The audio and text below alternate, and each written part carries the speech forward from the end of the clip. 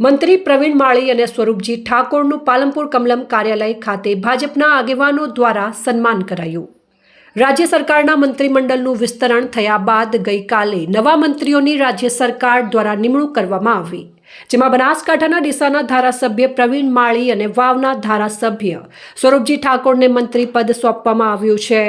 મંત્રી બન્યા બાદ ડીસાના ધારાસભ્ય પ્રવીણ માળી સૌપ્રથમ અંબાજી ખાતે પહોંચ્યા અને મા અંબાના ચરણોમાં આશીર્વાદ મેળવી તેઓ પોતાના મત વિસ્તાર ડીસા પહોંચતા પહેલા પાલનપુર જિલ્લા કમલમ કાર્યાલય ખાતે પહોંચ્યા, તો સાથે જ વાવના ધારાસભ્ય અને મંત્રી સ્વરૂપજી ઠાકોર પણ પોતાના માદરે વતનથી કમલમ કાર્યાલય ખાતે પહોંચ્યા। બનાસકાંઠા જિલ્લામાંથી 2 ધારાસભ્યો પ્રવીણ માળી અને સ્વરૂપજી ઠાકોર મંત્રી બનતા આ બંનેનો પાલનપુર કમલમ કાર્યાલય ખાતે સન્માન સમારોહ યોજાયો હતો। ભાજપના કાર્યકર્તાઓ મોટી સંખ્યામાં મંત્રીઓના સન્માન માટે કમલમ કાર્યાલય ખાતે પહોંચ્યા અને કમલમ ખાતે પહોંચેલા બંને મંત્રીઓને ભેટ સોગાદ અર્પણ કરી કાર્યકર્તાઓએ મંત્રીઓનું સન્માન કર્યું છે।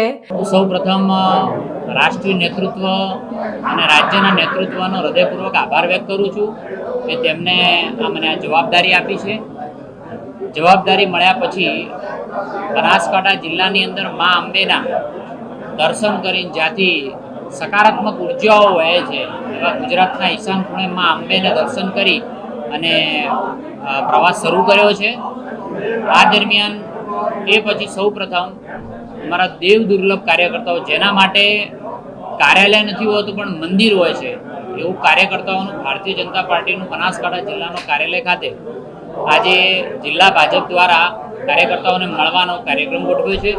એ સૌને મળી અને નવા ઉર્જા સાથે, નવા વિશ્વાસ સાથે બનાસકાંઠાની અંદર વધુ આગળ જે નરેન્દ્રભાઈએ વિકાસનો યજ્ઞ આરંભ્યો છે એ વિકાસના યજ્ઞને આપણે સૌ આગળ વધારીએ એવી માતાજીને કામના કરીએ। પ્રથમ તો મારા શ્રેષ્ઠ નેતૃત્વનો હું ખૂબ ખૂબ આભાર માનીશ, જે અમને આજે જે ભૂપેન્દ્રભાઈની સરકારની અંદર જે કામ કરવાનો મોકો આપ્યો છે એ બદલ સર્વનો હું આભાર માનું છું। મારા વિસ્તારનો આભાર માનું છું, મારા જિલ્લાનો આભાર માનું છું। અને સૌપ્રથમ આટલી મોટી મને જવાબદારી આપી છે ત્યારે જવાબદારી આ વિસ્તારની અંદર સમગ્ર રાજ્યની અંદર હું નિષ્ઠાપૂર્વક નિભાવીશ અને જ્યાં જ્યાં વિકાસના કામો કરવા પડે, જ્યાં જ્યાં જરૂરત પડે ત્યાં નિષ્ઠાપૂર્વક અમે સાથે રહીને વિકાસ કરીશું।